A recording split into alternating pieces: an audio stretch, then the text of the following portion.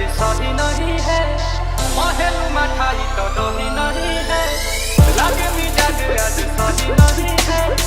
महल मठाई तो दही नहीं है।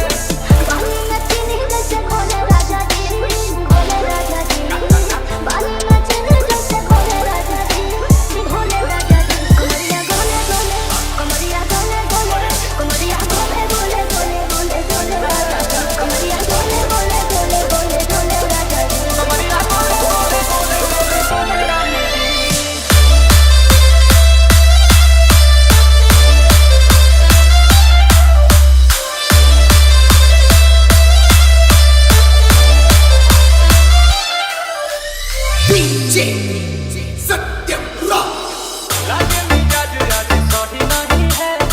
महल मठाई तो दही नहीं है,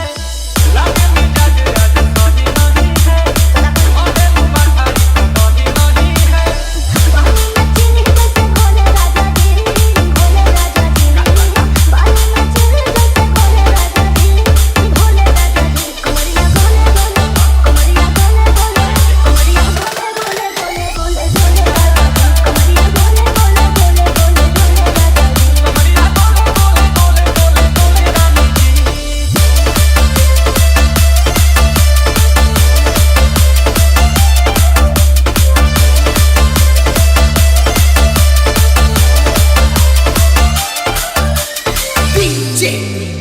सत्यम रॉक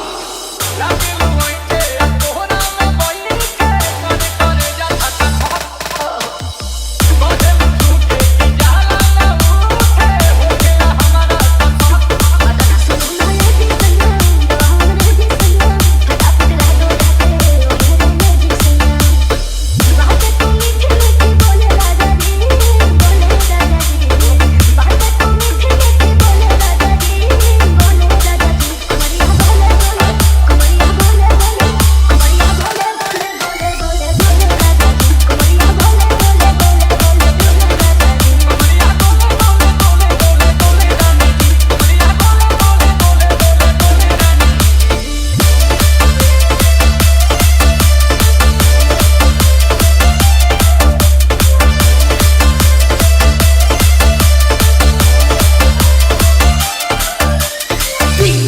सत्यम रॉक जपला जपला जपला जपला जपला जपला